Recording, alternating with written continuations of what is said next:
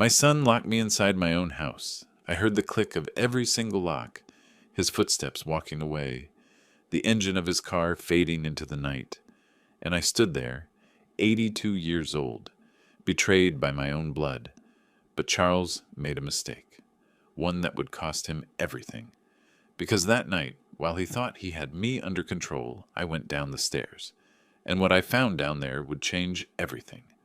If this story touches your soul, subscribe to the channel, William's Revenge Stories.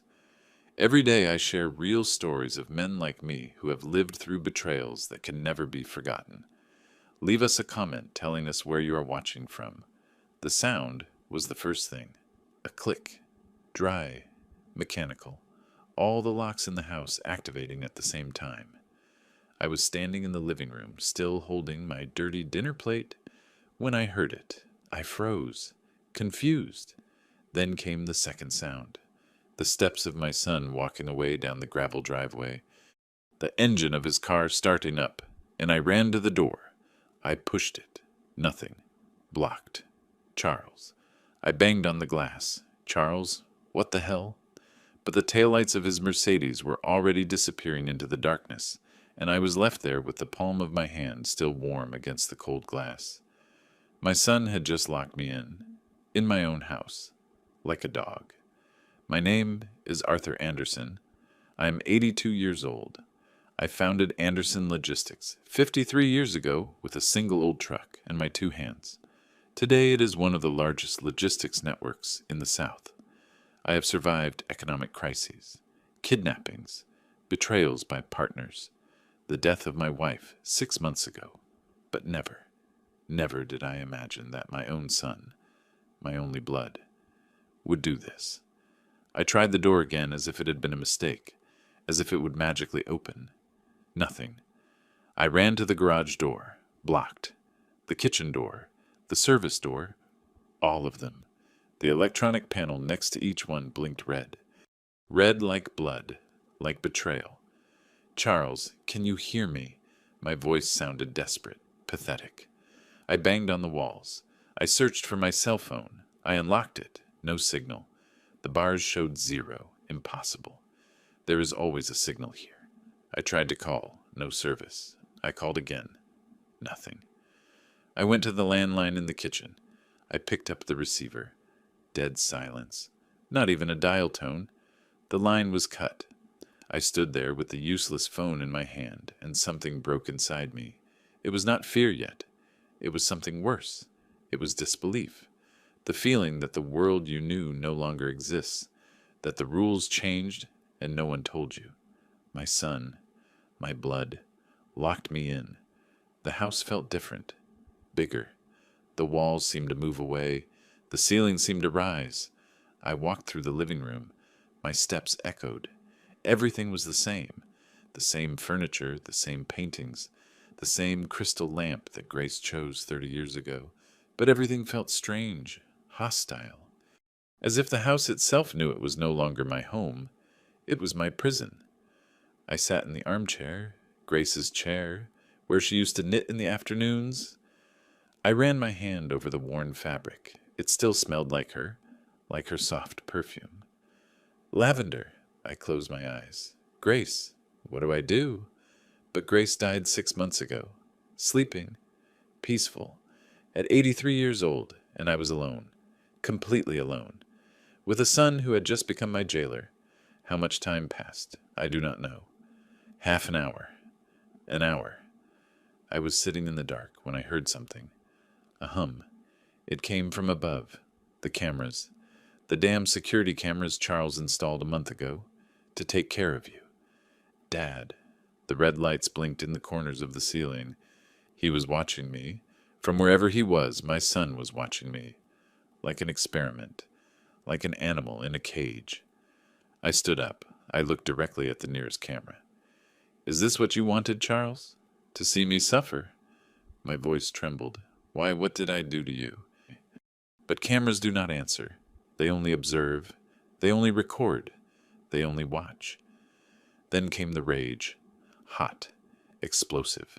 Rising from my stomach to my throat. I grabbed a vase from the table. I raised it. I was about to throw it at the camera, but I stopped. No, I am not going to give him the pleasure of seeing me destroy my own house. I am not going to fall apart. I lowered the vase. I breathed. Once, twice, 3 times. Slowly, like the doctor taught me after my heart attack 5 years ago. Calm down, Arthur. Think. Charles did this for a reason. It was not an outburst. It was planned. The new locks, my updated phone, Eleanor fired 3 weeks ago. Everything fit together. But why? What does he gain by locking me up? Eleanor. My God. Eleanor. 40 years working in this house. She saw Charles grow up. She took care of him when Grace and I worked 18 hours a day. And 3 weeks ago, my son fired her. It is necessary, Dad. Cutbacks. I exploded.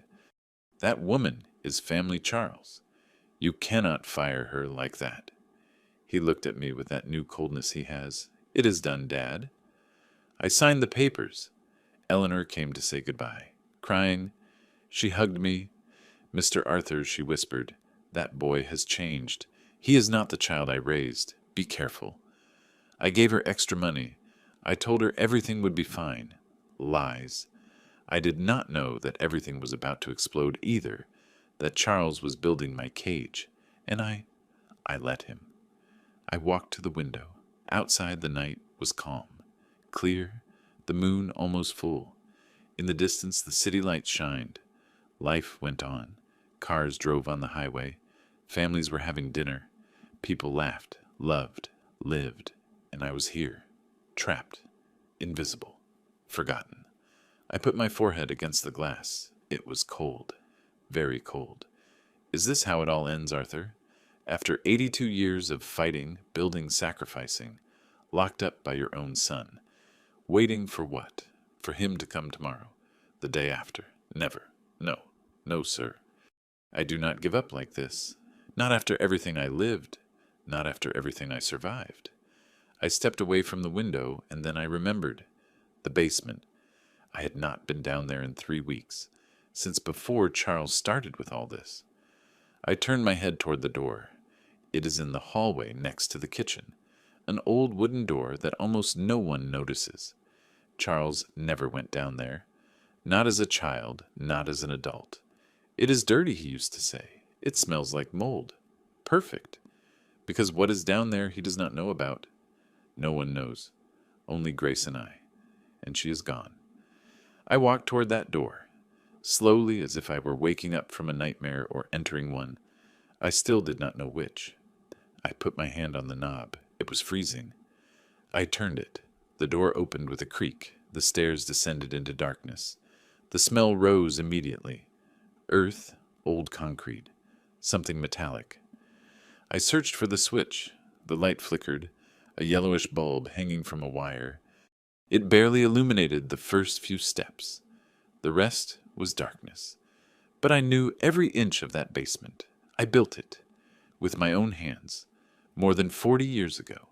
And down there is what Charles never imagined. What could change everything? What could save me, or destroy him? I went down the first step, then the second. The wood creaked under my weight. My legs are not what they used to be. 82 years are heavy. But I kept going down, step by step. The air became colder, denser. The light from above grew weaker. And I thought about Charles, about his face when he turned those locks from his phone, about his car driving away, about his coldness. He thought he won, that he has me controlled, that I am a helpless old man trapped in a house. But Charles made a mistake, the worst mistake of his life, because I built this house, and I also built what is underneath, and that night I was not the one who was trapped. 1972, I was 29 years old. Grace was 28. We had been married for 2 years. We lived in a rented room downtown, 1 room, 1 bed, a 2-burner stove, and a dream so big it did not fit in those 4 walls. I worked at a transport company, a driver, 12 hours a day. Grace was a secretary at an accounting firm. At night we counted the money we had saved. We put it on the bed, crumpled bills, coins. How much do we have, honey? She counted slowly. With that concentration she had. $2,130. I smiled. Closer, closer, she repeated, and she kissed me. We were saving to buy a truck, our truck, to start our own business. In 1973, we bought that truck. Old. From 71. Faded red. The engine sounded like it was going to explode at any moment, but it was ours. We christened it the Grace. She laughed. Really, Arthur? Of course. Without you, this does not exist. I started doing independent freight, furniture, construction materials, whatever it was. Grace handled the accounting, in notebooks, by hand. Every dollar that came in, every dollar that went out. We slept 4 hours a night, we worked 20, but we were happy, because we were building it together. And one day, driving on the outskirts of the city, I saw a vacant lot. Big, abandoned, with a view of the skyline in the distance. I parked. I got out. I walked through that land, and I knew. Here, Grace, here we are going to build our house. It took us 5 years. 5 years of ant labor, buying the land, saving for materials, brick by brick. I laid the foundation on Sundays, my only day off. Grace mixed the cement. She got her hands dirty. She broke her nails, but she never complained. We are building our future, honey, brick by brick. By 1978, the house was ready. It was not a mansion yet. It was simple.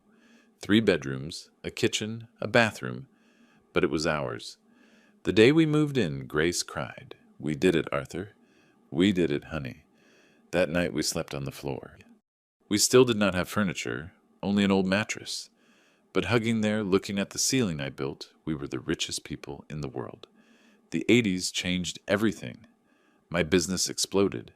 1 truck became 5, then 10, then 20. Big contracts. Major companies trusting me. The money poured in. We expanded the house. 2nd floor. More rooms. Gardens. A pool. It became what Charles knew. A mansion. But fear also arrived. The city in the 80s was a silent battlefield. Businessmen kidnapped. Every month there was news. They found Mr. So-and-so executed. The family of Mr. Someone paid $3 million in ransom. I hired bodyguards, 2 armed men who followed me everywhere. Grace lived in terror. What if something happens to you?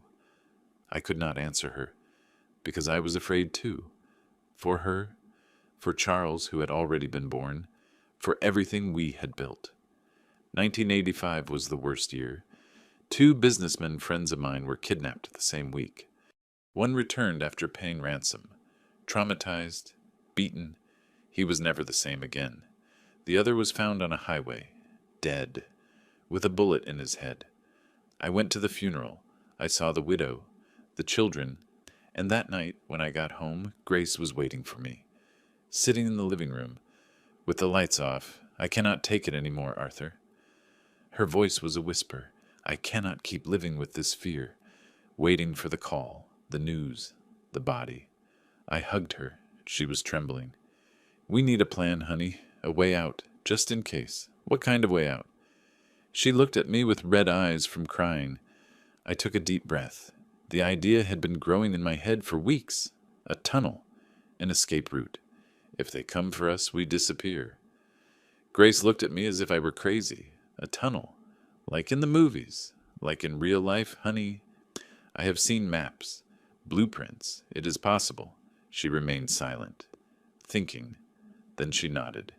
Where would it lead? To a place where no one would look for us. A humble neighborhood, a simple house. We would be invisible. We did not sleep that night. We planned. We drew. We calculated. And by dawn we had a plan. One that would save our lives, or so we thought then. We did not know that 40 years later it would save me from my own son. Mr. Robert Sullivan, civil engineer, an old friend of my father. He died 15 years ago. May he rest in peace. He was the only person outside of Grace and me who knew about the tunnel. I explained what I needed. He asked no questions. Arthur, this is going to take time, and money, and a lot of secrecy. I have all three things, Robert. We worked at night, just the three of us, for 6 months. We dug from the basement of the house, 200 meters underground. We reinforced with concrete, with steel beams. We installed rudimentary ventilation, lights powered by an independent electrical line. And at the end of the tunnel, we bought a little house in a neighborhood called St. Joseph. Humble, working class, 5 blocks from our mansion, but in another world completely. We bought it under the name of a shell company. No one knew it was ours. Not even Charles ever knew.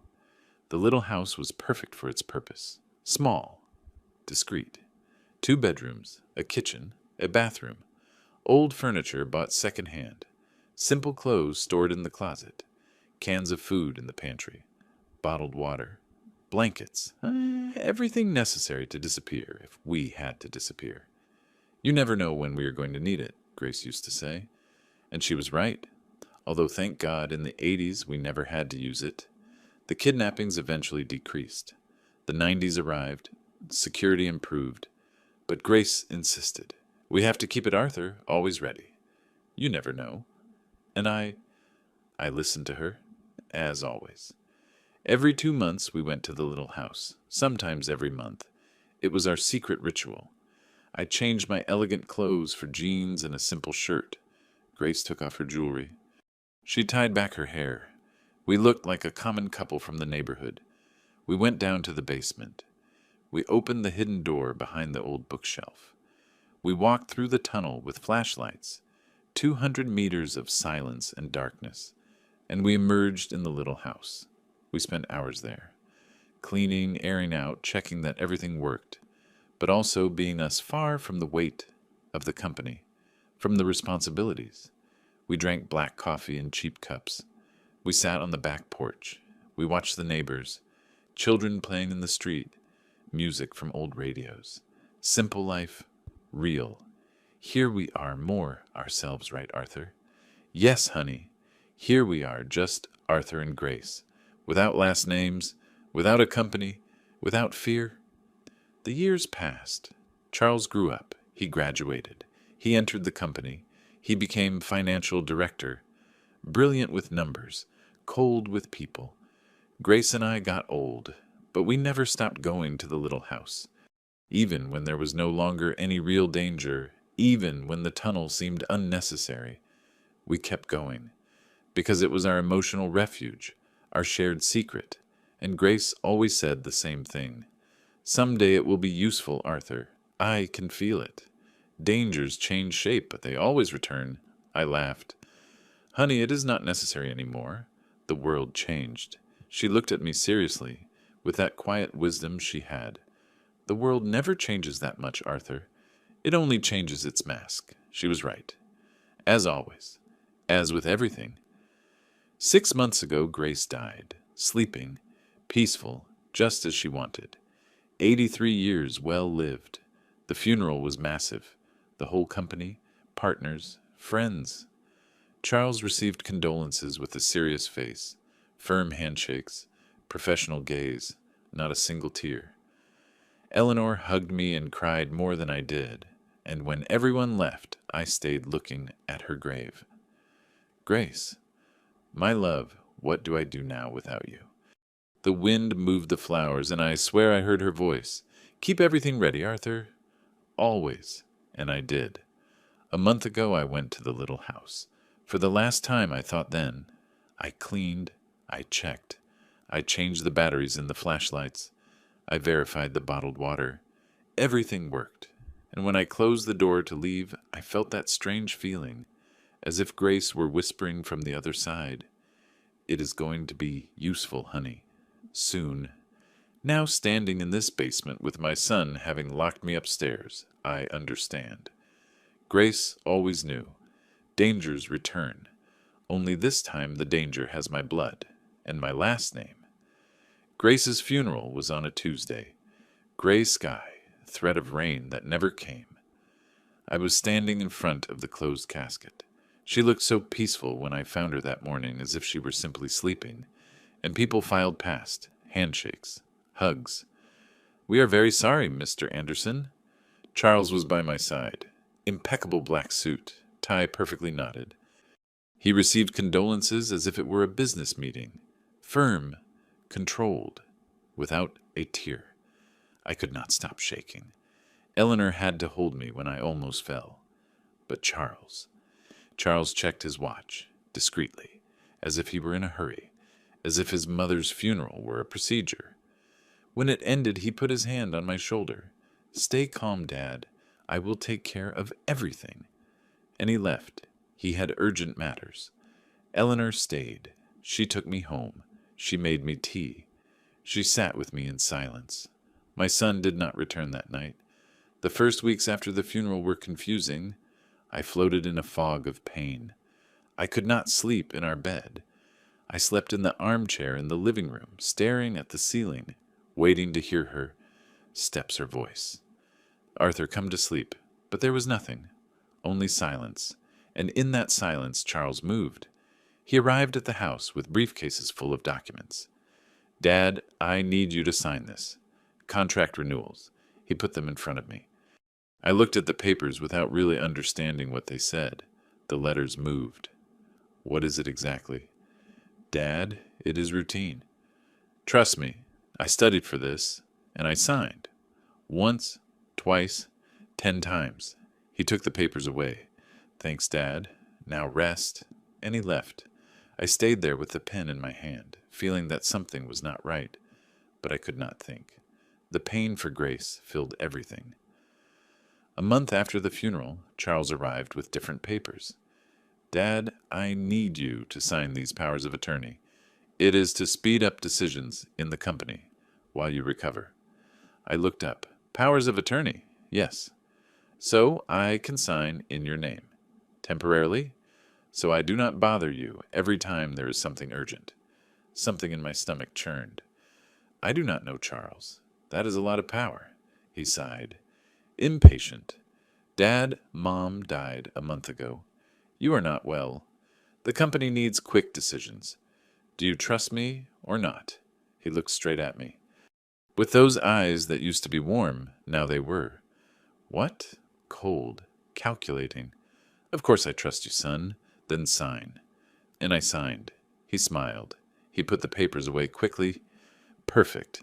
Now everything will be easier." And yes, it was easier. For him. I almost never saw documents again after that. Eleanor started whispering things to me in the kitchen when Charles was not there. "Mr. Arthur, Mr. Charles came yesterday with a new accountant. They were reviewing all of Mrs. Grace's files." "What files?" "The personal ones, sir, her accounts, her investments, everything." I frowned. "Well, I suppose the will needs to be settled." "No, Mr. Arthur. It was not the lawyer. It was a private accountant that no one knows." Something cold ran down my back. And what did they do? I do not know. They asked me to leave them alone. Eleanor looked at me with concern. "Boss, I do not want to interfere, but Mr. Charles is changing things, and he is not telling you." I should have listened to her. I should have investigated. But I was tired, so tired. Eleanor Charles is my son. He is handling things while I recover. That is all. She nodded, but in her eyes there was fear. Conversations with Charles became different. Before, when Grace was alive, he came to dinner on Sundays. He told us about his work, about his plans. We discussed strategies. We laughed. Now he arrived, ate in silence, and left. I tried to talk. "How are things at Logistics North?" "Fine." "And the new contract with the oil refinery?" "In process." "Do you need my opinion on—" "No, Dad. I handled it." Short answers, evasive looks, as if I were a nuisance. One afternoon I gathered the courage. "Charles, I feel like you do not talk to me anymore, like before." He put down his fork. He looked at me, and in his look there was something that froze my blood. Impatience. Contempt almost. "Dad, you are not up to date with the company anymore. Things changed. It is better that you rest and let me work." "But it is my company. It was yours. Now it is ours, and soon it will be mine." He said it like that, cold, direct, and he kept eating as if nothing happened. 3 weeks ago, Charles arrived early. Unusual. He always arrived after work. But that day it was 9 in the morning. He entered without knocking. "Dad, we need to talk. I was having breakfast with Eleanor. She served him coffee. He did not even look at her." "Dad, I decided to make changes in the house. Necessary cutbacks." "What kind of cutbacks?" "Personnel." "Eleanor has to go." The silence was brutal. Eleanor dropped her spoon. I stood up. "What did you say?" "Eleanor has to go. Her salary is too high. 40 years of seniority. Bonuses, pension. We cannot pay it." I felt the rage explode. "Charles, that woman raised you. She worked here since before you were born." "Exactly for that reason, Dad. Her salary is unsustainable. I do not care about the money. Not you, but I manage the finances now." And I say she goes. Eleanor was crying. I was shaking. "You cannot do this." Charles took out a paper. "I already did. I signed her settlement this morning. She has a week to leave." And he left it on the table, like a sentence. That week was horrible. Eleanor packed her things, crying. 40 years of her life in cardboard boxes. I tried to give her extra money. "Eleanor, take it. It is the least I can do." She shook her head. "Mr. Arthur, it is not about the money. It is just that it hurts me to leave this house. To leave you all. To leave you alone with him." "With who?" "With Charles." "Yes, sir. That boy changed. He is not the child I took care of. There is something dark in him. Something that scares me. Eleanor, he is my son. I know, Mr. Arthur. But sometimes blood means nothing. Be careful, please." The day she left, she hugged me at the door. She cried on my shoulder. "If you need me, find me, whatever it is, at any hour." And she walked away down the gravel path, alone, with her boxes. I watched her walk away, and a part of me went with her. The last connection to Grace, to the good times, gone. A month before all this, Charles had arrived with a technician. "Dad, we are going to modernize security. Electronic locks, the latest technology." I was still stunned by Grace's death, apathetic, without strength to argue. "For what, Charles? The normal locks work fine." "Dad, this is safer. Everything is controlled from the phone. If something happens to you, I can open it from wherever I am, help you." It sounded logical, concerned, I do not know. "Dad, do it for me, for my peace of mind, to know that you are safe." And I agreed. I let them install locks on every door. Electronic panels. Cameras in every corner. All for your safety, Dad. Safety. That word I heard 20 times that day. The technician worked for hours. Charles supervised everything. He tested every lock from his phone. "Perfect," he said. "Now you are protected." Protected or trapped? I still did not know which. A week after installing the locks, Charles arrived and held out his hand. "Dad, give me your cell phone. I need to update it. Update it." "Yes. The operating system is old. There are security flaws. Give me 2 days and I will return it like new." I gave him the phone. Why not? He was my son. 2 days later, he returned. Ready? Updated, faster, safer. But something felt different. The apps were in other places. The settings had changed. I tried calling a friend. It did not work well. "Charles, this is weird. It is normal, Dad. It is the new system. You get used to it." But I never got used to it, because it really never worked well. Now I understand. He did not update it. He blocked it. He limited it. He cut off my communication, and I said nothing. Too tired, too broken, too alone. The last 2 weeks I stopped going to the office. It made no sense. Charles handled everything. One day my assistant of 30 years, Martin, called me from his personal cell phone. "Mr. Arthur, I do not want to interfere, but at the board they are saying things." "What things, Martin?" That you are not well anymore, that you are confused, that sometimes you do not remember conversations. Mr. Charles has been sowing doubts about your capacity. I felt the floor move. Charles said that, not directly, but in private meetings with the main shareholders. He tells them that you need to retire for your own good. Martin, I am perfectly fine. I know Mr. Arthur. I know you. But them, they believe him. He is his son. Why would he lie? I hung up. I stared at the phone, and everything clicked. The signatures, the powers of attorney. Eleanor fired, the locks, my phone, everything. Charles was not helping me. He was preparing my disappearance, and I let him do it all. I did not want to see what was obvious. The signs were there, screaming, but I was blind. Blind with pain for Grace, blind with trust in my son, blind with exhaustion and loneliness, until that night. Tuesday, when we ate in silence, when he stood up, when he walked to the door, when he took out his phone, when I heard that click of all the locks activating at the same time, when I saw him on the other side of the glass looking at me with absolute coldness, when his car drove away leaving me locked in that moment, my eyes opened.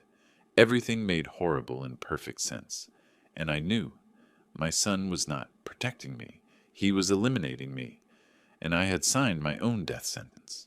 3 hours passed, 3 hours walking through the house like a ghost, looking at the walls, the cameras, feeling the cage closing on me, and then something changed inside me. Sadness turned into rage, rage into determination. I planted myself in the middle of the living room. I looked directly at the camera watching me, and I said out loud, "No, sir. I am not going to stay here like an animal waiting for your next movement. I built this house, Charles, and you. You do not know everything that is in it." I turned around. I walked toward the hallway, toward the basement door, and a bitter smile crossed my face, because Charles made a mistake. He thought he knew this house, but he never went down those stairs. He never knew what his mother and I kept down there, and that was going to be his ruin. I opened the basement door. The cold air rose, that smell of earth and concrete that brought me so many memories. I searched for the switch. The light turned on, weak, yellowish, illuminating the wooden steps. I went down slowly. My knees protested. 82 years do not forgive. But I kept going, step by step. The basement was not big. About 20 square meters. Boxes stacked in the corners. Old tools. A metal shelf against the back wall. There. Always there. I walked toward it. I touched it. It was cold, covered in dust. A month ago I cleaned it when I came to check everything. Everything was exactly as I left it. As Grace and I left it for 40 years, working, waiting. "Thank you, my love," I whispered. "You were always right." I put my hands on the sides of the shelf. I searched for the mechanism, a latch hidden behind the right frame. I found it. Cold, metallic. I pressed it. Click. Soft, precise. The shelf moved only an inch, but enough. I pushed it to the left. It slid on hidden rails. Mr. Robert installed them perfectly, and it revealed what was behind. A door, of steel, painted the same color as the wall, invisible if you did not know it was there. I ran my hand over the cold surface. My heart was beating hard. It had been a month since I entered, but it had existed for 40 years. Our secret, our salvation. And now, my only way out. I turned the handle. The door opened with a sigh, as if it had been waiting for this moment. Total darkness on the other side, but I knew every inch of that path. I entered. I searched for the flashlight I always left on the hook next to the entrance. There it was. I turned it on. The beam of light cut the darkness. And there it was. The tunnel, 6 feet wide, 8 feet high, reinforced concrete walls, roof with steel beams. The floor was even, a little irregular but walkable. Mr. Robert did a perfect job. To the left, every 10 meters, there was a bulb connected to an independent electrical line. I turned them on. One by one, they lit up. Yellow and weak light, but sufficient. The tunnel extended in front of me, 200 meters to the north, toward freedom, toward the little house that no one knew was mine, toward the life Charles thought he had taken from me. I took the first step, then the second, and I started walking, leaving behind the prison, walking toward my salvation. The tunnel smelled of humidity, of wet earth, of old metal. My steps echoed. The echo accompanied me. Left, right, left, right. The flashlight in my hand trembled a little. Not from fear, from anticipation, from contained rage. The walls were damp in some parts, in others dry. I ran my hand over the concrete. Firm, solid. After more than 40 years, it was still perfect. "You did a good job, Mr. Robert," I murmured. My voice sounded strange in the closed space. I kept walking. 50 meters, 100 meters. The bulbs illuminated the path. Shadows danced on the walls. And with each step I felt something grow inside me. It was not just relief. It was power. Charles thought he had me controlled, but I was walking free beneath his feet, and he did not even know it. 190 meters. The stairs. There they were, going up, toward the little house. 10 concrete steps. I climbed them slowly. My legs burned. At the end, another steel door. I pushed it. It opened into a small room, the storage room of the little house. Dark. I closed the tunnel door behind me. I searched for the switch on the wall. I found it. Light. The bulb illuminated the room. There were the boxes Grace and I left. Canned food. Bottled water. Blankets. Everything in order. Everything ready, just as I left it a month ago. I opened the door that led to the kitchen. I entered. The smell of the little house hit me. Dust, old wood, but also home. More home than the mansion now, because here there were no cameras. There were no electronic locks. There was no traitor son watching.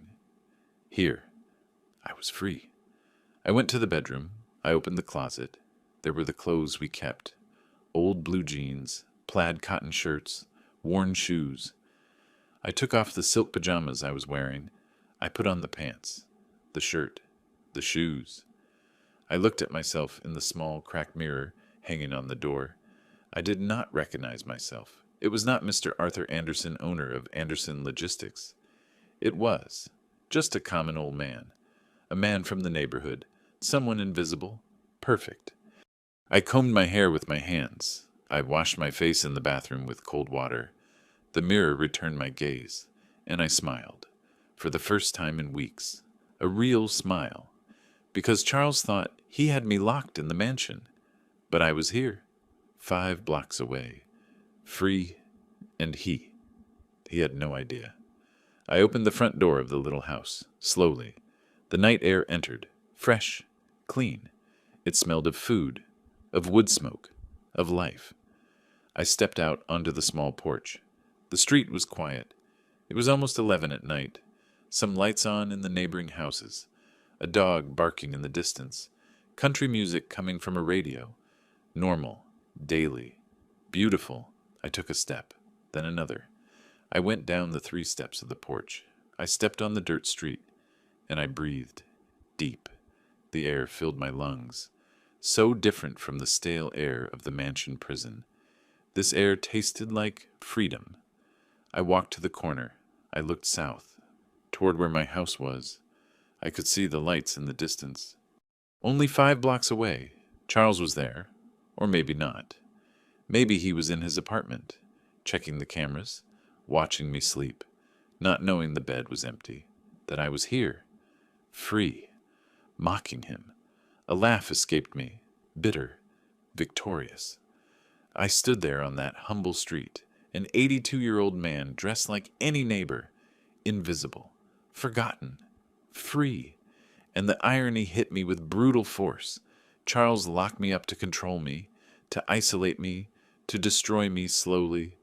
But what he really did was free me, because now I could move without anyone knowing, without bodyguards, without chauffeurs, without employees reporting my movements. I could be no one, and being no one, I could do everything.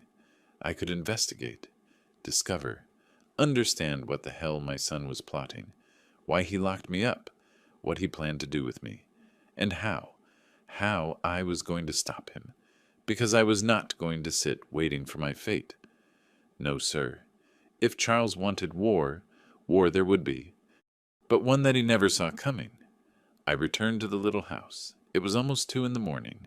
The neighborhood slept. I entered. I closed the door. I changed back. The elegant clothes, the pajamas. I put the simple clothes in the closet. I went down to the storage room. I opened the tunnel door. Darkness welcomed me. I turned on the flashlight, and I started the way back. Every step echoed differently now. It was not escape. It was strategic return, because Charles could not know. Not yet. I needed him to think his plan was working, that I was broken, controlled. 200 meters back, the bulbs illuminating, the echo of my steps. And when I reached my basement, when I closed the secret door, when I moved the shelf into place, I smiled. I went up the stairs, returned to my room. I lay in my bed, and I waited for dawn. I waited for Charles, because I knew he would come to verify his prisoner. At 9 in the morning, I heard the car, the gravel crunching, the front door opening, with his phone, of course, and his footsteps entering. Dad, his voice, fake concern. I got up slowly. I put on my robe. I left the room. With a tired face, defeated, like a finished old man. Charles was in the living room, impeccable suit, evaluating gaze. "Good morning, Dad. Did you sleep well?" He looked me up and down, searching. For what? Signs of panic, of desperation. I gave him exactly that. "Charles, why? Why did you lock me in?" My voice trembled. "Perfect," he sighed, as if it were painful. "Dad, it is for your own good. You are not well. You need to rest. Be calm. But the doors are for security, so nothing happens to you." He looked at me with that coldness I now recognized. "I will be coming to see you, bringing you food, everything you need. Trust me." Defeated, broken, he smiled. He thought he won. He left. And I stayed there, acting, because now the game had begun, and an advantage, a secret. And with that secret, I was going to destroy his entire plan. The second night after Charles verified me, I waited until 10. The cameras blinked red. He was watching me, or so he thought. I lay down dressed. I turned off the light. I counted to 1,000. Slowly. Then I got up. I went down to the basement in complete silence. My steps made no noise. After 82 years, you know how to move without the floorboards creaking. I opened the secret door. I entered the tunnel. This time I did not turn on all the lights. Only the flashlight. Less trace. Less chance of something being seen from above. I walked the 200 meters like a ghost. I went up the stairs. I entered the little house. I changed clothes. And I went out. The night air welcomed me. Fresh, free. I sat on the porch, on the wooden step that creaked a little, and I breathed. Just breathed. Without cameras. Without Charles. Just me and the starry night. I had been sitting there for maybe 20 minutes when I saw movement in the house next door. A light came on. The door opened. A man came out. Older, maybe 70 years old. Blue jeans, white t-shirt, sandals. He stretched, yawned, and then he saw me. He froze, just like me. We looked at each other for a few seconds that seemed eternal. Then he raised his hand, a shy greeting. I did the same. He approached, slowly, like someone who does not want to scare a wild animal. "Good evening, sir." His voice was hoarse, worn but kind. I did not know anyone lived here. This house has been empty for years. He reached the low fence that separated our porches. "I am Ray Jenkins, your neighbor." He extended his hand over the fence. I shook it. Rough, strong, worker's hands. "Eddie." I lied. First name that occurred to me. "Eddie Vance."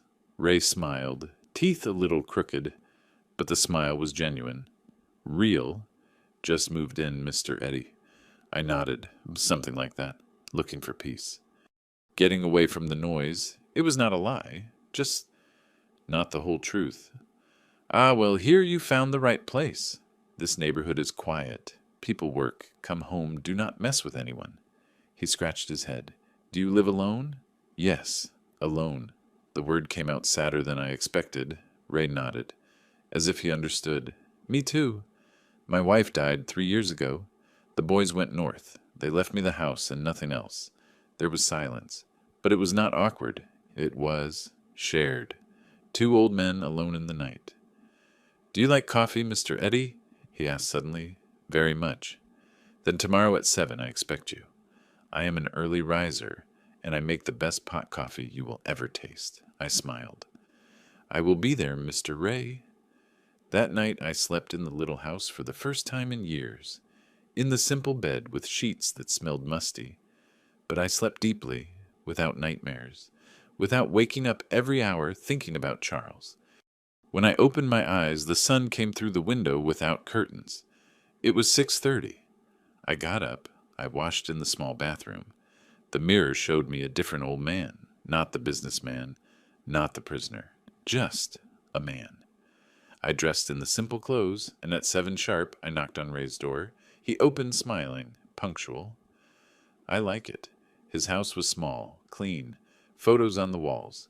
Children, grandchildren he probably never met. The kitchen smelled of freshly brewed coffee. Sit down, Mr. Eddy.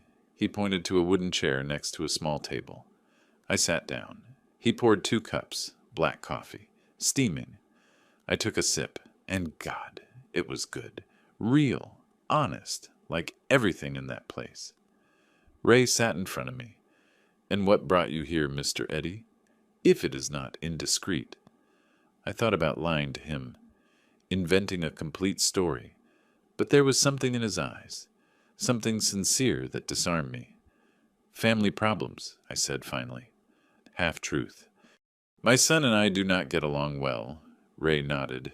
He drank coffee. Family is complicated, right? My boys left 10 years ago. At first they called every week, then every month. Now, if they call it Christmas, it is a lot. His voice broke a little. One works a lifetime to give them something better, and when they achieve it, they forget where they come from, who raised them. He looked at his cup, but I do not blame them. They have their lives, their families.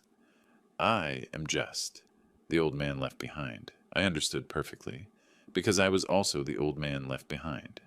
Only my son did not leave. He locked me up.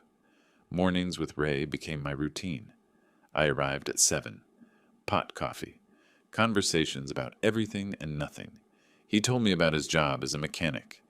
35 years repairing cars. I retired 5 years ago. Now I do not know what to do with so much free time. My hands ask for work, but my body says no. I told him lies, disguised truths.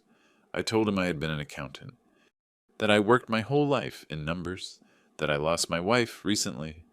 That was true. The pain of losing your partner never goes away, does it, Mr. Eddy? He said one day. No, I replied. Just, you learn to live with it. And it was true. The pain for Grace was there, always.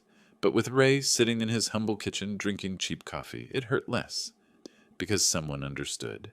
Someone listened. Something Charles never did. If you are listening to my story, please tell me in the comments where you are watching us from. Knowing that there are people out there who understand this pain gives me strength to keep telling it. One afternoon, we were sitting on his porch. The sun was setting, orange and red. Ray was smoking a cigarette. I just watched. Do you know what is the hardest part of getting old, Mr. Eddy? He asked suddenly. What? Realizing that you were invisible to the people you loved most. My children. I thought we were close, that they looked for me because they loved me. But they only looked for me when they needed something. Money, advice, help, and when I stopped being able to give them, they stopped looking for me. He exhaled smoke. Family right. It breaks your heart in ways no one else can. I felt a lump in my throat, because Ray had just described exactly what I felt with Charles. Invisible. Useful only when I served for something. Disposable when I stopped functioning. With Ray, I discovered something I had forgotten. Real friendship, without an agenda, without masks. He did not know who I really was. He did not care if I had money or companies or important last names. To him, I was Mr. Eddy, the quiet neighbor who drank coffee and listened to his stories. And I was more myself with him than with anyone in years. With Charles, there was always tension, expectations, mutual disappointment.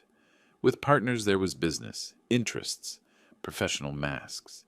With Eleanor, there was affection, but also hierarchy. She was the employee, I the boss. But with Ray, we were equals, two old men alone sharing coffee and time. Nothing more, nothing less. And it was enough. It was more than I had in a long time. It was human, real, alive, but my life was double. By day I returned to the mansion before Charles arrived. I changed, I put on my pajamas, I lay down, I acted the role of the defeated old man. Charles came every 2 or 3 days, always with that face of fake concern. "How are you, Dad?" I answered him with a weak voice. "Tired, son, very tired. Do you need anything?" "No, nothing." He checked the house, the cameras, as if looking for evidence of, what? Escape. He never found anything. Because I was careful, I erased my tracks, and then he left. "Take care, Dad," and the locks activated again. And I waited. An hour, 2, and I went down to the basement. I returned to my true life, the one in the neighborhood. Ray's life, the life of freedom. The double life exhausted me, but it also kept me alive, with purpose. Charles thought he was destroying me slowly. That isolation would break me. That eventually I would sign whatever he wanted. I would do whatever he ordered. But he was achieving the opposite. Every day that passed free, really free in that neighborhood, the stronger I felt. The clearer I thought, the more determined I was. And a question grew in my mind like a malignant tumor. Why? Why did Charles lock me up? It was not just cruelty. There was a plan. There had to be. And I needed to discover it. Because something in my gut told me this was not just about controlling me. It was about something bigger, something that could destroy everything I built.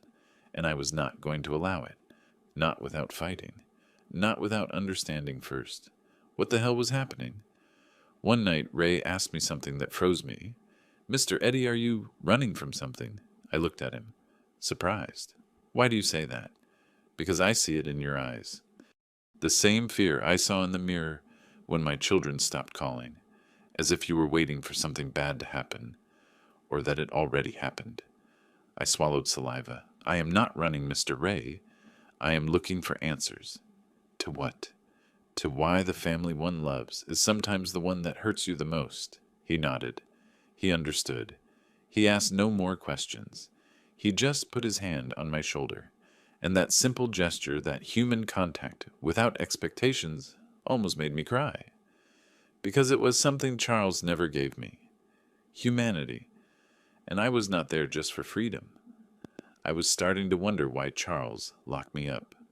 And that question would lead me to discover something horrible. It was a Thursday afternoon. I had been living this double life for 2 weeks. I was in the little house organizing some old boxes that Grace and I left years ago. Clothes, books, documents without importance, or so I thought. Until at the bottom of a box I found a folder. Manila. Old. I opened it. Financial statements. Of the company. But I had not seen these before. I checked the dates. From 3 months ago. When Grace was still alive.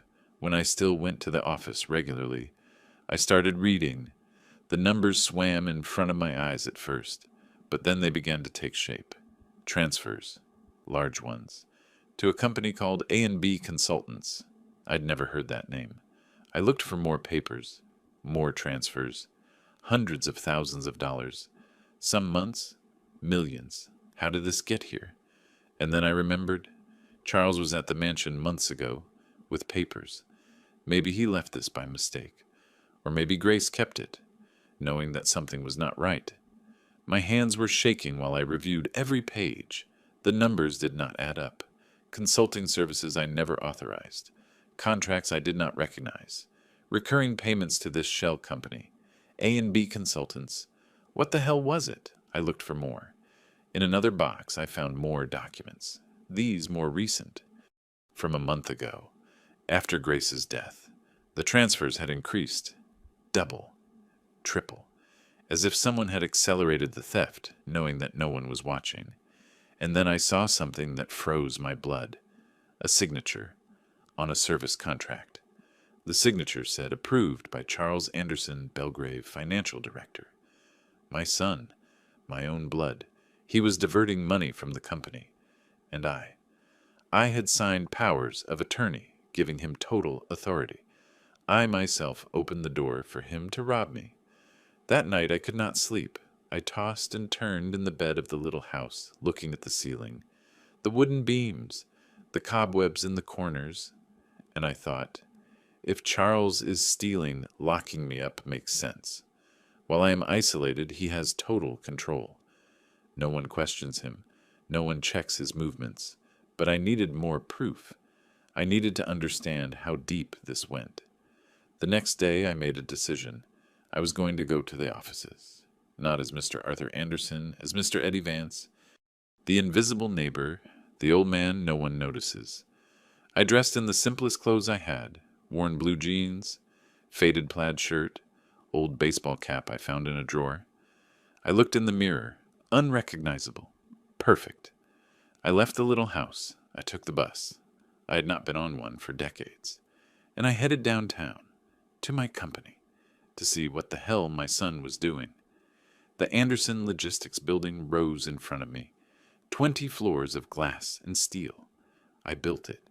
Every office, every desk, every dream materialized there. I entered through the main door. The security guard did not even look at me. To him, I was just another old man. I moved through the lobby. I took the elevator. I went up to the executive floor, the 19th, where the main offices were, mine, Charles's, the meeting rooms. I got off the elevator. The hallway was empty. It was 4 in the afternoon. I walked slowly, stuck to the wall, like a thief in my own company. And then I saw them. Through the glass of a meeting room, Charles, and her, Pamela Owens, the executive secretary. 25 years in the company, always efficient, always discreet. They were leaning over papers, talking, too close, too intimate. And then Charles laughed. He leaned in. He kissed her. My stomach churned. Not from morality, from understanding. This was not just business. It was personal. It was complicity. I stayed there, hidden behind a column, observing, waiting. 10 minutes later, they left the room. They walked down the hallway, together, speaking in low voices. I stuck closer to the wall. They passed 3 feet from me. They did not see me. I heard fragments. Tomorrow I transfer the rest. When the old man is completely out of the way, then we can move everything to the accounts. They walked away. They entered Charles's office. My old office, the one I occupied for 40 years. The door closed. I stood there paralyzed. The words echoed in my head. When the old man is out of the way, the old man, me, his father, out of the way, like trash, like an obstacle. My heart was beating so hard I thought it was going to explode. My chest burned. Tears wanted to come out, but I held them back. Not here. Not now. I needed more. I needed proof. During the following days, I became a ghost. I entered the building dressed as a worker, as a visitor, as no one. I observed. I listened. I learned. I saw Charles meeting with board members. I heard how he planted doubts about me. My father is not well. His mental health has deteriorated. He forgets conversations. He gets confused with dates. Lies. All lies.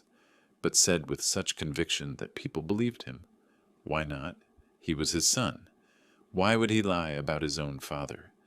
I saw documents on unoccupied desks, altered contracts, signatures that looked like mine but were not, forgeries, duplicate checks, systematic embezzlement.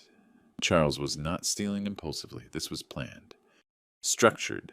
It had been going on for years, maybe since before Grace's death, maybe since he entered the company. And I was so busy trusting my son that I never saw the snake growing in my own nest. One afternoon I entered Martin's office, my assistant of 30 years. He was not there, but his computer was. Turned on, the screen showed an email from Charles to the board members. Subject: Update on Mr. Arthur's health. I read. Every word was a dagger. I regret to inform you that my father has had several episodes of confusion.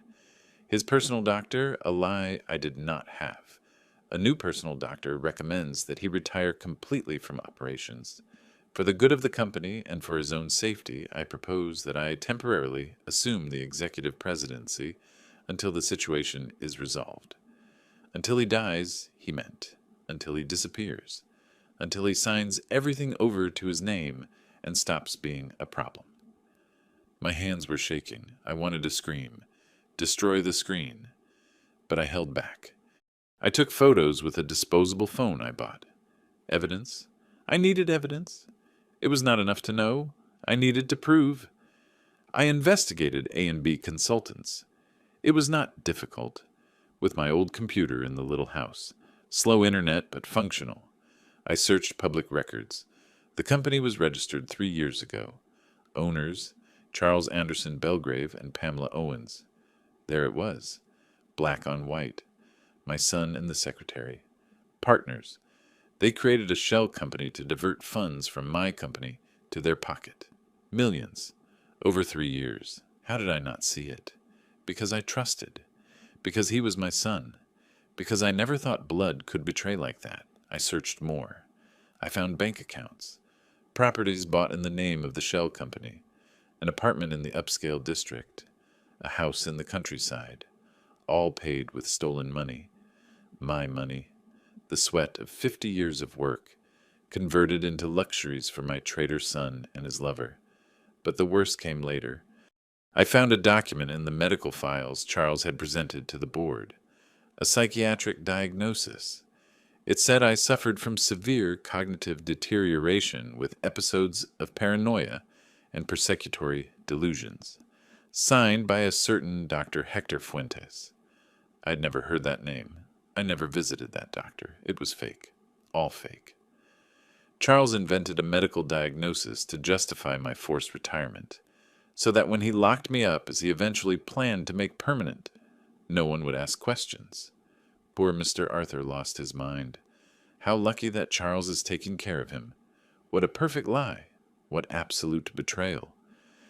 And the worst, what really destroyed me, is that he planned it while Grace was dying. While I cried for her death, he calculated my destruction. I returned to the little house that night with a folder full of evidence. Photos, documents, printed emails, bank records, everything. I put it on the table. I looked at it, and something in me broke. I did not cry. The pain was too deep for tears. It was as if I had been emptied from the inside. My son, my only blood, the boy I carried in my arms, the man I gave everything to, my company, my trust, my love. He had betrayed me in the vilest way. He did not just steal my money. He stole my dignity, my freedom. He planned to steal my sanity by declaring me insane. And eventually he would steal my life. Because why would a locked-up old crazy man accidentally die? No one asks questions. I understood everything. And the understanding was worse than the ignorance. Because now I knew. My son locked me up to destroy me, to erase me, to keep everything. And he almost succeeded. I sat in that humble kitchen until dawn, looking at the evidence, thinking. Charles thought of everything. He was meticulous, patient, intelligent, but he made a mistake. He did not know about the tunnel. He did not know that I could get out, that I could investigate, that I could discover his plan. And now that I knew, now that I had proof, only one thing was missing, deciding what to do. I could go to the police, but Charles was my son. Send him to prison. Did I really want that? I could confront him. But he was younger, stronger. He had control of everything. He could destroy the evidence and declare me crazy. Or Or I could be smarter, more patient, play his own game, make him believe he won, and then give him the surprise of his life. In that moment, I knew. If I did not do something, my son would keep everything, and I would lose not only my company, but my dignity, and that I was not going to allow. Charles wanted war. Well, he would have war, but one he never saw coming, because I built this company. And I also know how to destroy whoever tries to steal it from me, even if it is my own blood. The idea came in the early morning. I was sitting in the little house, looking at all the evidence scattered on the table. Photos, documents, numbers, everything there. But having proof was not enough. I needed more. I needed to see him in action. I needed recordings, confessions, something irrefutable that not even the best lawyer could twist. And for that, I needed to be where Charles could not see me, where I could observe him, listen to him, document every move without him suspecting. How? Then I saw it. A crumpled paper in the trash can, a flyer, cleaning staff wanted, night shift, outsourced service company. And there it was, the answer. If I wanted to prove everything, I needed to be where he did not see me. I needed to be invisible. I needed to become what I already was to him. Nothing. The next day I went to the offices of City Cleaning Services, a small place in an industrial area. The receptionist looked at me with boredom. How can I help you? I came for the job, night cleaning. She gave me an application. I filled it out with a trembling hand. Name, Eddie Vance. Age, 75. Experience, domestic cleaning. References, none. The supervisor interviewed me, a heavy guy with a coffee-stained shirt. Have you worked in cleaning before, Mr. Eddie? All my life, sir, in houses, small offices. Why are you looking for a job at your age? My pension is not enough, and I can still work. He looked me up and down, evaluating. He saw a needy old man. Perfect. All right, you start Monday, shift from 8 p.m. to 2 a.m., Anderson Logistics Building. Do you know it? I almost choked. I've heard of it. It pays $100 a night. Does it work for you? Yes, sir. It works for me. I signed the contract. Eddie Vance, at your service. On Sunday, I prepared myself. I bought a fake beard at a costume store. White, thick glasses with magnification that made my eyes look smaller, a navy blue cap with the cleaning company logo. They gave me the uniform on Friday. Blue pants, blue shirt, reflective vest. I tried it on in the little house. I looked in the mirror. I did not recognize myself. The beard completely changed my face. The glasses hid my eyes. The cap covered my forehead. The work clothes made me look common, ordinary, invisible. I practiced walking differently, more hunched, dragging my feet a little, as if my knees hurt. I practiced speaking differently, a higher voice, more submissive. Yes, sir. Right away, sir. Excuse me, sir. The old businessman disappeared. In his place remained Mr. Eddie, the janitor, the invisible man, the perfect spy. On Monday at 8 o'clock at night, I entered through the service door of Anderson Logistics. My building, the one I built brick by brick 50 years ago. But now I entered through the back, like the help. The cleaning supervisor gathered us all. There were 6 of us, all older, all tired, all invisible. You guys clean from the 15th to the 20th floor. Offices, bathrooms, hallways, everything. You have 6 hours. Whoever finishes early can leave. They gave us carts, brooms, mops, cleaning products that smelled of cheap chemicals. And an important rule. Do not touch anything on the desks. Do not read papers. Do not use computers. If we catch you, we fire you and call the police. Understood. We all nodded. Understood. We went up in the service elevator, small, rusty. It smelled of grease and old sweat. I used this elevator once in my life, to inspect it when it was installed. Now it was my only access. The irony burned me. The 19th floor. Executive offices. My territory. For 40 years I walked these hallways as the owner. Now I pushed a cleaning cart as a servant. I started with the bathrooms. cleaning toilets, mirrors, floors. The smell of disinfectant made me dizzy. My hands that signed $1 million contracts, were now scrubbing stained porcelain. I finished the bathrooms. I went out into the hallway, and then I saw him. Charles, leaving his office. Dark gray suit, perfect tie, phone to his ear, talking. He walked straight toward me. My heart stopped. I froze. Pushing the cart, head down, he passed. 3 feet from me. He did not look at me, not even once.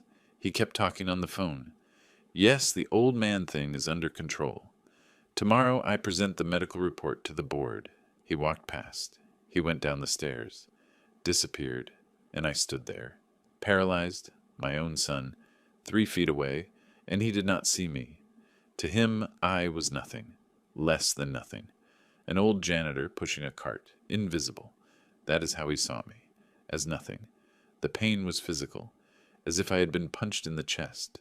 I had to lean on the cart not to fall. I breathed. Once, twice, 3 times. Tears wanted to come out, but I held them back. Not here. Not now. This was what I needed to see. This was the truth. For Charles, I did not exist as a person, only as an obstacle, as a signature on documents, as a name on bank accounts. And now that he had neutralized me, I was completely irrelevant. He could walk right next to me and not see me, because he never really saw me. Not when he was his father, even less now that I was nothing. That night, I cleaned his office. My old office. I entered with the cart. The lights were off. I turned on only one. The desk lamp. The same desk where I worked for 30 years. Now it had photos of Charles, with Pamela, inexpensive restaurants, on beaches, trips paid with stolen money. There was not a single photo of me, nor of Grace, as if we'd never existed. But that night I did not just clean. While I wiped the desk, I took photos with a disposable cell phone hidden in my pocket. Documents left in plain sight. Contracts. Transfers. While I emptied the trash can, I rescued crumpled papers. Drafts of emails, notes with numbers. I kept them in my vest. While I mopped near the conference room, I left my cell phone recording hidden behind a plant. The next day I would retrieve it. That is how the nights passed. Cleaning, observing, documenting, being invisible. And with every night I gathered more proof, more evidence, more ammunition for when the moment came, because the moment would come. And when it came, Charles would discover that the old man he locked up was not as dead as he thought. One night I was cleaning the hallway when I heard shouting. It came from Charles's office. I got closer. The door was ajar. I looked.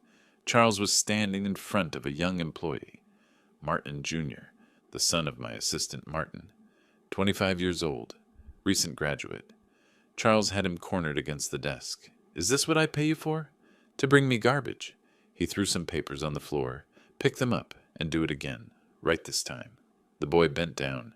Trembling, he picked up the papers. "I'm sorry, Mr. Charles. I thought that. I do not pay you to think. I pay you to obey." Charles pushed him. The boy almost fell. He ran out, with tears in his eyes. Charles stayed there, breathing heavily. Then he smiled, as if he had enjoyed the humiliation. And I saw it. I saw the monster my son became. Or maybe he always was, and I never want to see it. But the worst came later. One night, around 11, I was cleaning the 18th floor when I heard laughter. It came from the main elevator. The doors opened. Charles and Pamela came out, hugging, laughing, drunk. They walked toward Charles's office. They were kissing, his hands on her waist, hers on his neck. They were not hiding. They did not care. They entered the office, closed the door. The light went off. The sounds that followed were clear. I stayed in the hallway, with the mop in my hand, listening to my son with his mistress. In the office I built, spending money I earned, destroying the legacy I left, and rage burned me inside. But I did not move, because I was also recording. Everything, every sound, every laugh, every piece of evidence of his betrayal, not only to me, to his company, to his employees, to everything. 3 weeks being a janitor, 3 weeks of humiliation, of invisibility, of pain, but also of learning. One night, I was cleaning near the conference room when Charles entered, with 2 other executives. They were talking. I kept mopping, as if I did not exist. My father said Charles, and I stood still, listening. My father was a great man. He built this company from nothing. The executives nodded, but now he is not the same. The Alzheimer's is advancing. Sometimes he does not recognize me. Other times he has violent episodes. It is heartbreaking. His voice broke. Fake, completely fake, but he acted perfectly. That is why I decided to care for him at home, with nurses, where he is safe. The executives looked at him with sympathy. You are a good son, Charles. I only do what he would do for me. He smiled, sad, perfect, and me. I wanted to scream, report him right there.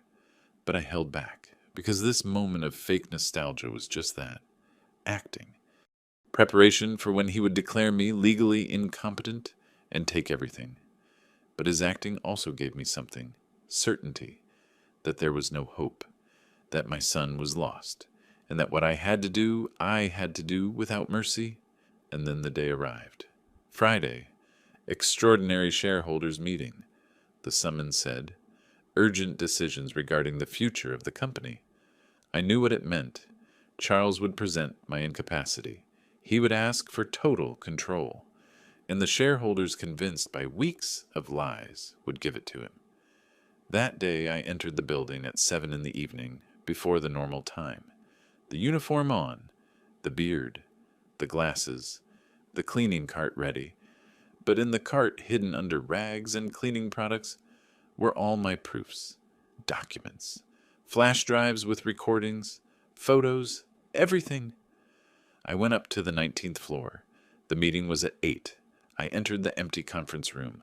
I placed everything in my cart, ready, prepared, and I waited, outside, in the hallway, pushing my cart, being invisible, one last time. Because when I entered that room, when I took off the beard, when Charles saw me, the invisible would become visible, and I would give him the surprise of his life, or of his death. It depended on how you looked at it, because I did not come to negotiate. I came to destroy, as he tried to destroy me, but with a difference. I had the truth on my side, and the truth. The truth always wins. Eventually, 8 o'clock sharp, the shareholders started arriving. Expensive suits, leather briefcases, whispered conversations. They entered the conference room, 12 people, the main ones, those who decided the future of the company. My company. Charles arrived last, black suit, navy blue tie, briefcase in hand, confident smile. Pamela was with him, business dress, high heels, folders in her arms. They entered together. The door closed. I waited. 5 minutes. 10. I heard muffled voices. Then I started. I pushed my cart toward the door. I knocked. Softly. No one answered. I knocked harder. Yes. Charles's voice, annoyed. I opened the door. I pushed the cart inside. Excuse me, gentlemen, I came to clean. 12 pairs of eyes looked at me, annoyed, interrupted. Charles raised his hand, irritated, like someone shooing away a fly, and my final performance began. Charles was standing at the front of the room. PowerPoint presentation behind him. Charts, numbers, his face in serious mode. Professional. As I was telling you, my father, Mr. Arthur, unfortunately, is no longer in a condition to run this company. A photo of me appeared on the screen. Old, haggard, taken who knows when. I look like a corpse. His mental health has deteriorated significantly. Here you have the medical diagnosis. He showed papers. Fake, signed by specialists. Progressive Alzheimer's. Psychotic episodes. Inability to make decisions. The shareholders looked at the screen. They shook their heads. Sad. Understanding. For the good of the company that my father built with so much effort, I propose that I formally assume the presidency, not as personal ambition, but as filial duty, to protect his legacy. He spoke like a politician, like a savior, like a hero. And I pushed my cart, slowly, toward him. I passed between the chairs, between the shareholders. No one looked at me. They just wanted me to finish and leave. I reached the front, right next to Charles. He kept talking. I know it is a difficult decision, but he looked at me annoyed, like someone looking at a cockroach. Excuse me, we are in an important meeting. His voice was cutting. Superior, if you do not mind, clean later, please. He made a gesture with his hand, dismissing me. And I stood there still looking at him, really looking at him. His eyes, my eyes, full of disdain, of superiority, of cruelty. My son, my blood, my mistake. I stopped pushing the cart. I straightened up, and I began. Slowly. First the cap. I took it off. I left it on the cart. The shareholders started to frown, confused. Charles, too. What are you doing? I told you to. But he fell silent, because I was already taking off the glasses, the thick ones, the ones that distorted my eyes. I left them next to the cap. The silence began to grow, heavy, dense, like toxic fog. The shareholders looked at each other. Something was happening, but they still did not know what. Charles stared at me. There was something in his face, confusion, a hint of recognition, but not yet. Not completely yet. I reached for my chin. I found the edge of the fake beard, and I pulled, softly. It peeled off with an almost inaudible sound, like skin ripping off. I held it for a moment, white, fake, dead. I let it fall, to the floor, and then the world stopped. A shareholder gasped. Another dropped his pen. A third stood up. Everyone looked at me, recognizing me. My God, it cannot be. Mr. Arthur. And Charles. Charles turned white, completely white, as if he had seen a ghost. And perhaps he had seen one. The ghost of the father he tried to bury. The silence was absolute. No one breathed. No one moved. We just looked at each other. Charles and I, father and son, victim and executioner. The roles confused now. Hello, Charles. My voice sounded different, without the submissive tone of Mr. Eddy, with the authority of 50 years of leadership, surprised to see me write. He opened his mouth, closed it, opened it again, like a fish out of water. Dad, what? How? How did I get out of the prison where you locked me? I finished his question. That is a long story. But we have time. We all have time. I looked at the shareholders. Their faces showed shock, absolute confusion, because what my dear son was about to present to you is a lie built over months, to rob me, to destroy me, to erase me from the history of my company. The emphasis on my echoed in the room. Charles took a step back. He stumbled over his own chair.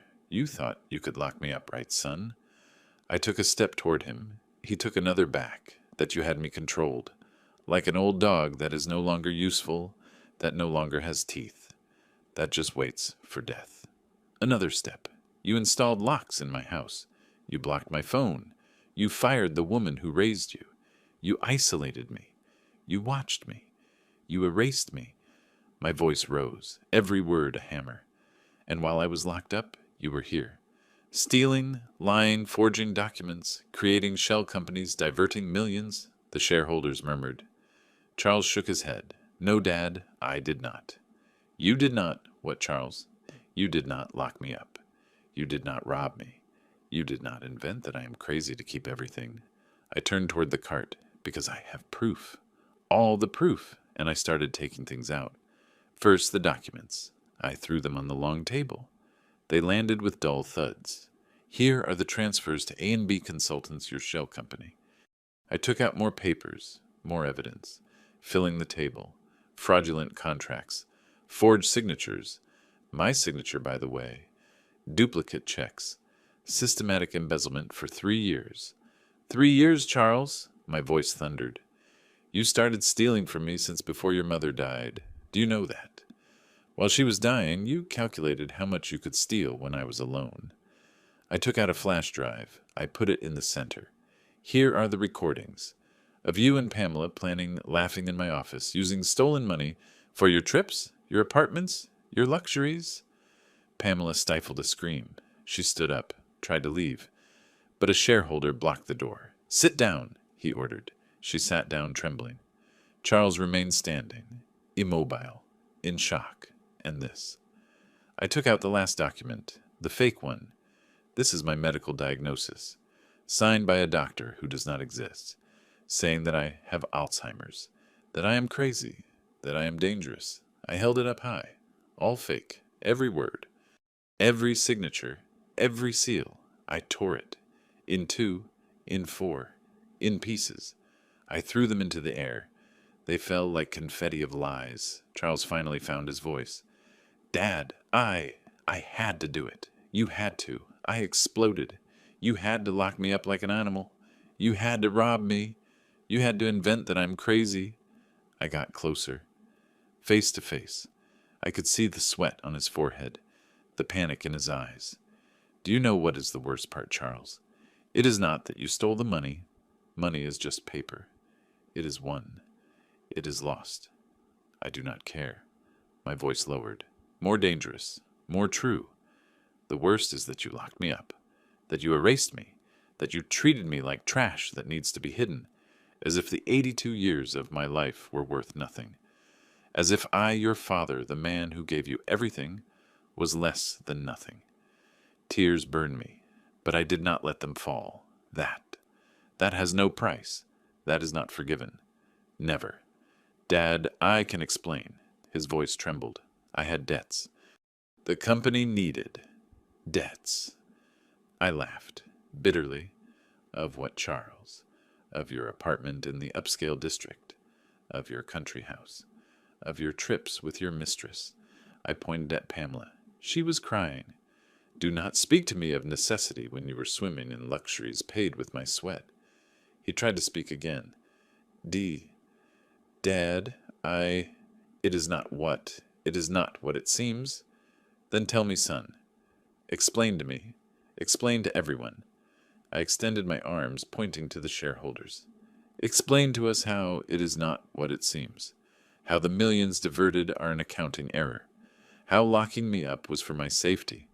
How the fake diagnosis was, what? A misunderstanding. Charles opened his mouth, closed it, opened. Nothing came out. Only broken sounds, dead syllables. Because there was no explanation. There was no justification. There was only truth. Raw, brutal, undeniable. And that truth destroyed him more than my words. The chairman of the board stood up. Mr. Robert Sullivan, son of the engineer who built my tunnel, looked at me with horror and respect. Mr. Anderson, what do you wish to do? The question floated in the air. Everyone waited. Charles looked at me, with fear, with pleading, like when he was 5 years old and broke something. Dad, please, he whispered, and for a second, just a second, I saw the child, the one I carried, the one I loved. But then I remembered, the sound of the locks, the days locked up, the lies, the theft, the betrayal, and the child disappeared. Only the monster remained. What do I want to do? I repeated the question. I looked at Charles. I really looked at him, and something in my chest broke. Definitely. I want my son. My voice broke. I breathed. I continued. I want my son to remain locked up. Deadly silence, but this time I looked directly into his eyes, those eyes that were once mine, this time by the law. And then I said the words that sealed his fate, the words I had practiced, the words I knew were right, but hurt like knives. Gentlemen of the board, I file formal charges against Charles Anderson Belgrave and Pamela Owens for fraud, embezzlement, forgery of documents, and kidnapping.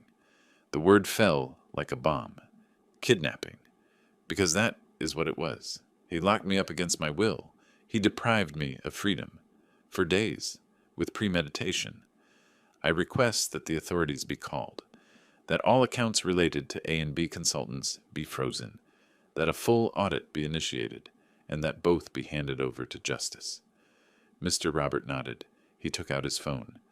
"I will call the police." Charles collapsed. Literally, he fell to his knees. "Dad, no. Please, I am your son. You were—" I replied, and my voice did not shake. "But the son I raised died a long time ago. You are a stranger who carries my last name. And strangers pay for their crimes." The sirens began to sound in the distance approaching, and I stood there, standing victorious, but empty. Because I had won the battle, but I had lost my son, and no victory is worth that price. None. The sirens arrived, 3 patrol cars, blue and red lights flooding the building. The police came up. They entered the conference room. A sergeant, 50-something years old, scarred face, assessed the scene. The scattered documents, the recordings, Charles on his knees, Pamela crying, me standing, calm, defeated but whole. "Who filed the complaint?" "I did," I replied. "Arthur Anderson, owner of this company, and victim of fraud and kidnapping by my son." I pointed to Charles. The sergeant looked at me, recognizing me. "Mr. Arthur, we thought you were sick." "That is what he wanted you to think," I looked at Charles. "But as you see, I am perfectly lucid and ready to testify." The sergeant nodded. He signaled. 2 officers approached Charles. "Charles Anderson Belgrave, you are under arrest for fraud, document forgery, and illegal deprivation of liberty." They read him his rights. Every word a nail in his coffin. The officers lifted him up. Charles did not resist. He was broken, empty, like a puppet without strings. They put the handcuffs on him. The click of the metal was final. He looked at me one last time, and in his eyes I saw, what? Regret, hatred, pleading, everything mixed. "Dad," his voice was a whisper, broken. "Dad, please do not do this." I remained motionless, looking at him, and inside, something was tearing apart, because he was my son, my blood, but he was also my traitor, my torturer, my executioner, and I could not save both. I could not save the child he was without condemning the monster he became. "I am sorry, Charles," I said finally. "But this, you chose this." They escorted him toward the door, step by step, moving away, his figure smaller and smaller, and when he disappeared, a part of me died with him, the part that still believed in family, in blood, in unconditional love. That part went with him. Pamela screamed. I did not want to. He forced me. She stood up, hysterical. Charles threatened me. He said he would fire me if I did not help him. The officers surrounded her. "Ma'am, you have the right to remain silent. No, I need you to know I only followed orders." She turned to me, pleading. "Mr. Arthur, you know me? 25 years in this company. I would never do this on my own." But I remembered the recordings, the laughter, the kisses in the elevator, the complicity. She was not a victim. She was a partner. "Pamela," I said with a tired voice. I watched the recordings. "I heard you plan a laugh? Enjoy. You were not a victim. You were an accomplice. And now you will pay as an accomplice." Her face crumbled. "No, no, please." But the officers took her out. Her screams faded down the hallway. Silence remained. The silence after the storm. Devastating. Absolute. Dead. The shareholders surrounded me. 12 faces with shame, with guilt. Mr. Robert spoke first. "Mr. Arthur, we do not know what to say. He lied to us, to everyone, and we believed him." His voice trembled. "You built this company. You dedicated your life to it, and we were about to take it from you based on lies." The others nodded. Murmurs of apologies. "Forgive us. We did not know.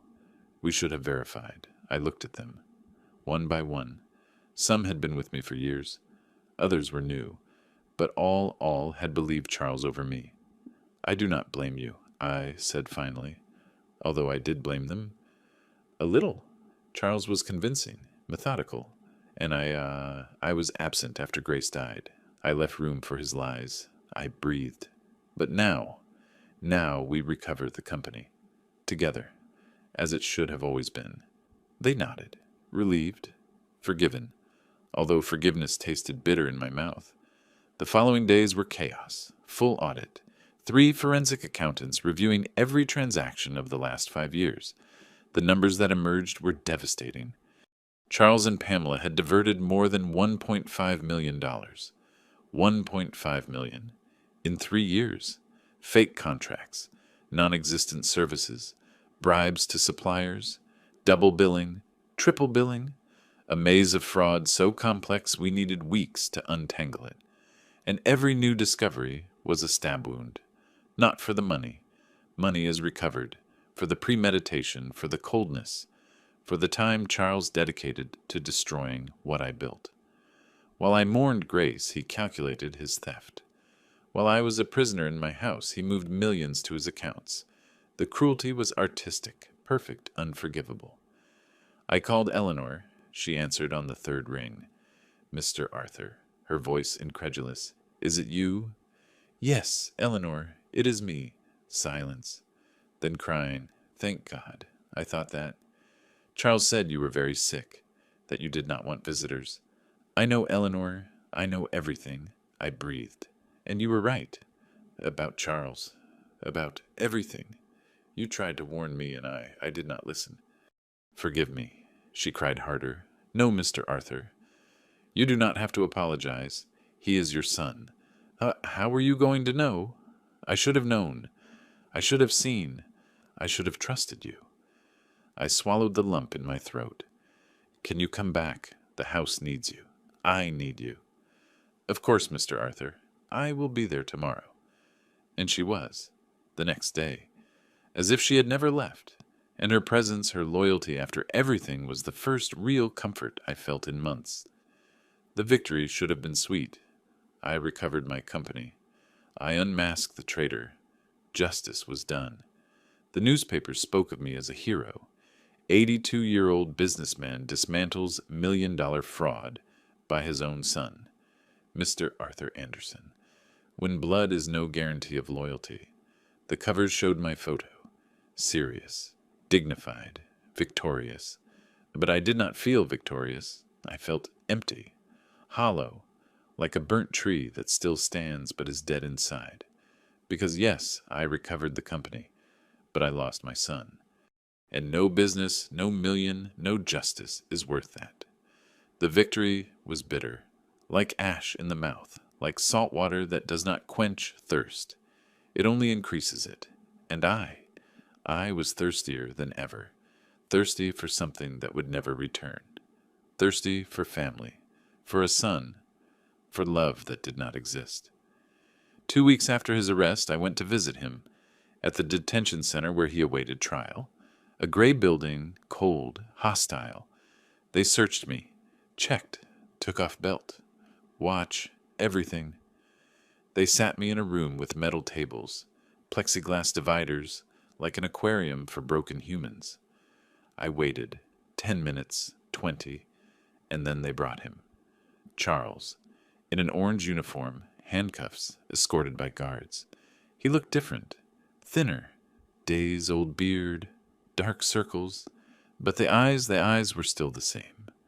Cold, calculating, he sat in front of me, the plexiglass between us, as a physical barrier to something that had been broken for years.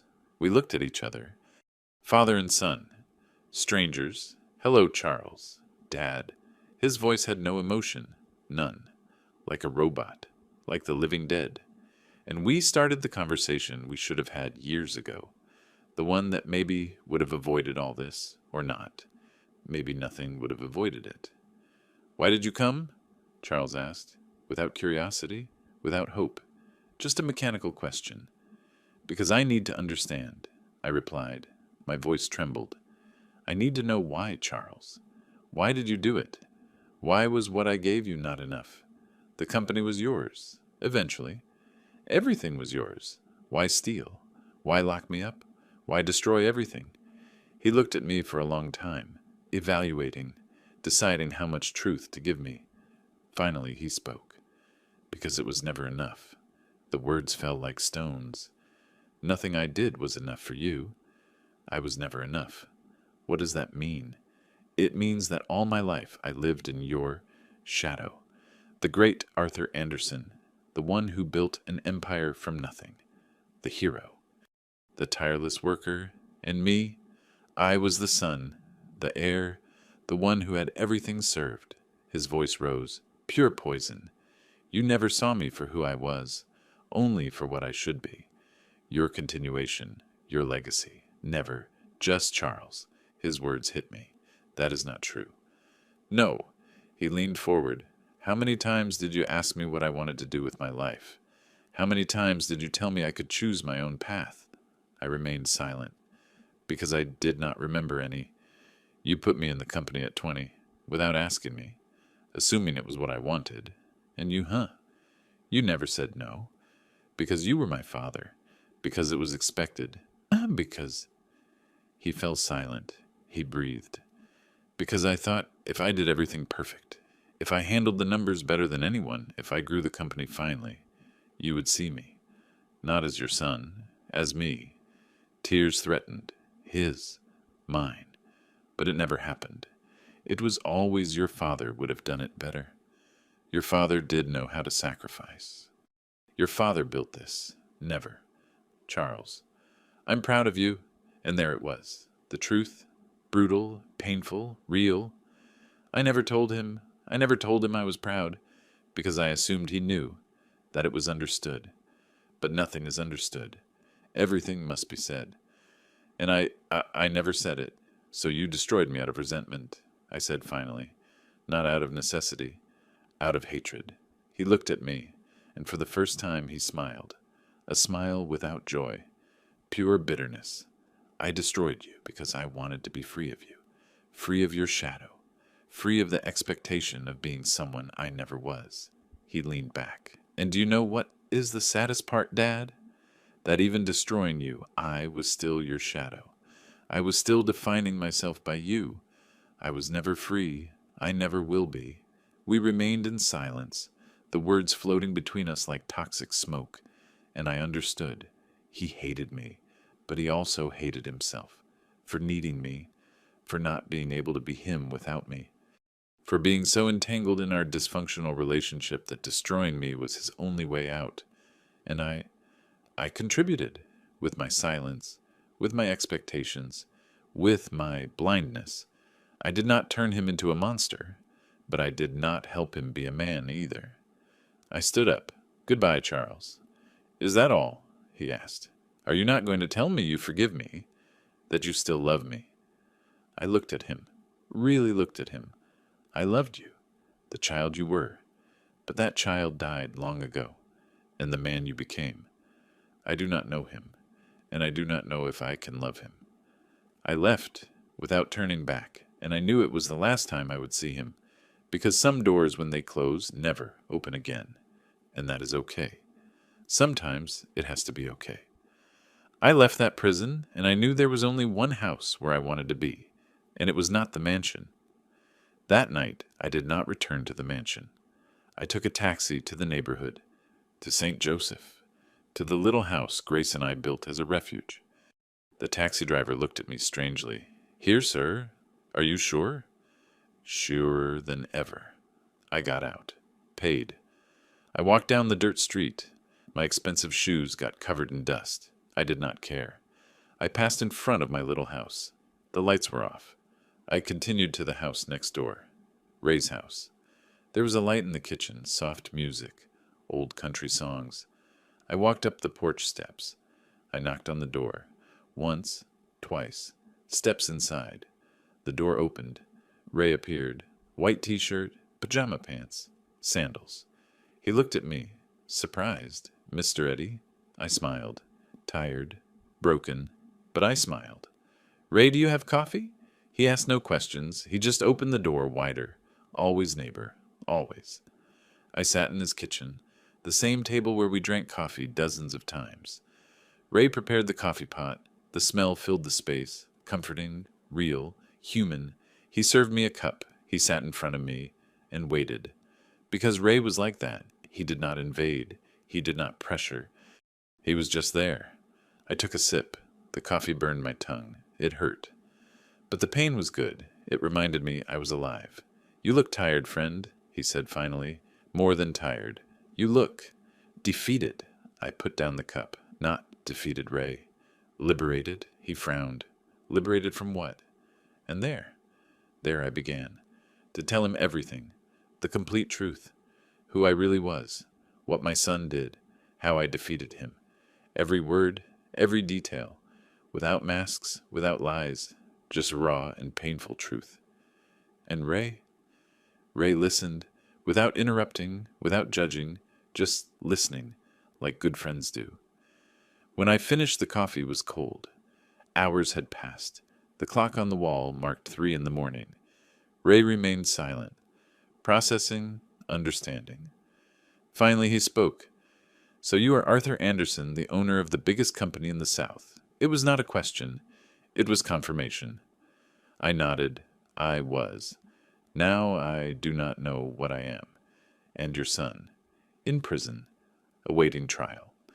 Probably years in jail. It must hurt. Like you have no idea. Ray poured more coffee. Fresh? Hot. And now what? You go back to that mansion. To your businessman life. I looked at my cup. The steam rising, disappearing. Like everything. I do not know, Ray. Honestly, I do not know. But as I said it, I knew. I knew exactly what I wanted. And it was not the mansion. It was not the company. It was nothing I built in 82 years. It was this. This table. This coffee. This friendship without pretenses. This was real.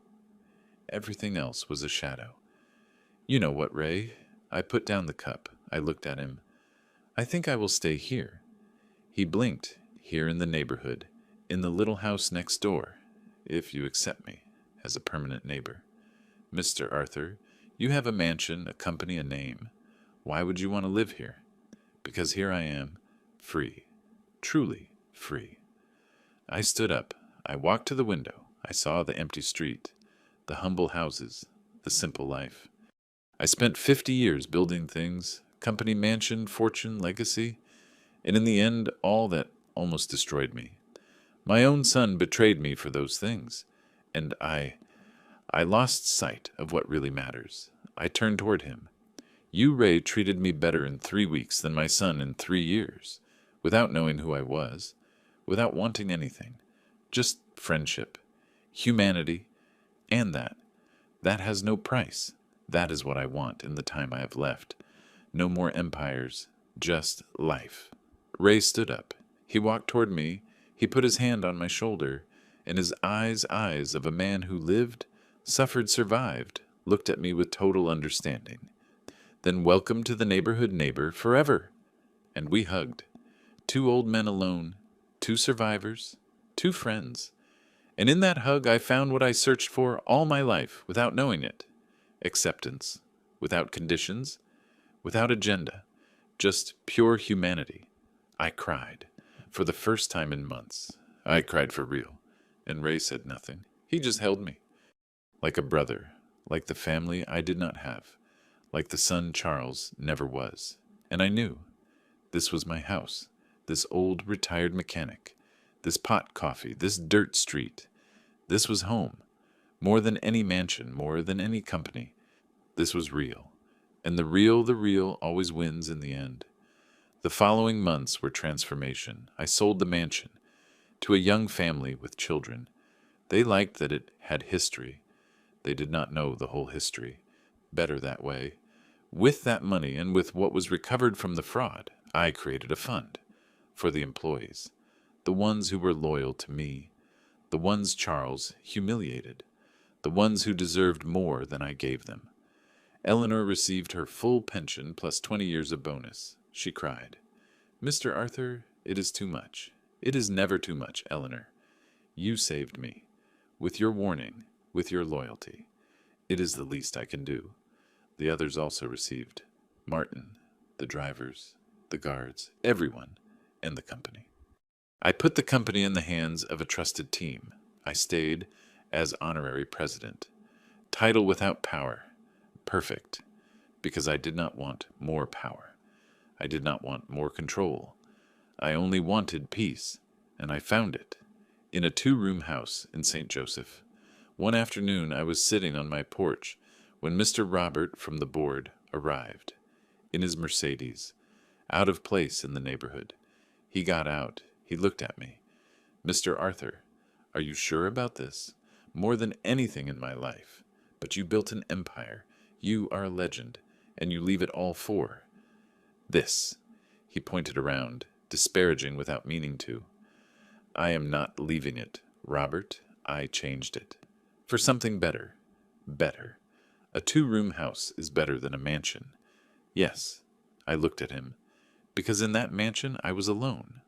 Watched. Betrayed. Here. Here I have a friend. I have coffee every morning. I have chats without an agenda. I have peace. Is that not worth more than square footage?" He did not know what to say. He left confused, but I was not confused. For the first time in decades, I knew exactly what I wanted, and I had it. It was not glamorous, it was not impressive, but it was mine, real, true, sufficient. One night, talking with Ray, I told him something that had been cooking in my mind. "Do you know what my true prison was, Ray?" He shook his head. "It was not my house. It was not Charles's locks. It was my hope. My hope that my son loved me as I loved him. That hope kept me blind. It made me sign without reading, trust without verifying, forgive without limit, and it almost destroyed me." Ray nodded. "Wise. A father's love is like that, unconditional. But sometimes that love makes us stupid." "Exactly. And when that hope broke, when I accepted that Charles would never love me as I needed there, I was freed." I looked at him. True freedom is not physical, Ray. It is emotional. It is letting go. It is accepting that some people, even if they are your blood, cannot give you what you need. And that is okay, because other people, even if they are strangers, can. And I am one of those people. I smiled. "You are more family than my own blood, Ray, because family is chosen. Blood just happens to you, and sometimes it happens badly. I often think of Grace. What would she say? What would she think of everything? I visited her grave every Sunday. I brought her flowers. I talked to her. Honey, I did the right thing right." Silence was my answer. But one Sunday, when the wind moved the leaves of the tree over her tombstone, I felt something, a presence, an approval, and I knew. Grace would be proud, not that I destroyed Charles. That would hurt her, but that I survived, that I did not let myself be destroyed, that I found dignity in defeat, peace in loss, home in simplicity. "You were always right, honey," I whispered, "about the tunnel, about keeping it ready, about dangers changing but always returning, but also about something else, about how what is important is not what you build. It is who you build it with, and I built wrong. With you it was perfect. But with Charles, I built castles on sand, and the tide took them. But now I build differently, smaller, more real, truer, and I think you would like it. Today I'm 83 years old, one more than Grace when she left. I live in a 2-room house. I drink coffee with Ray every morning at 7. We talk about everything and nothing.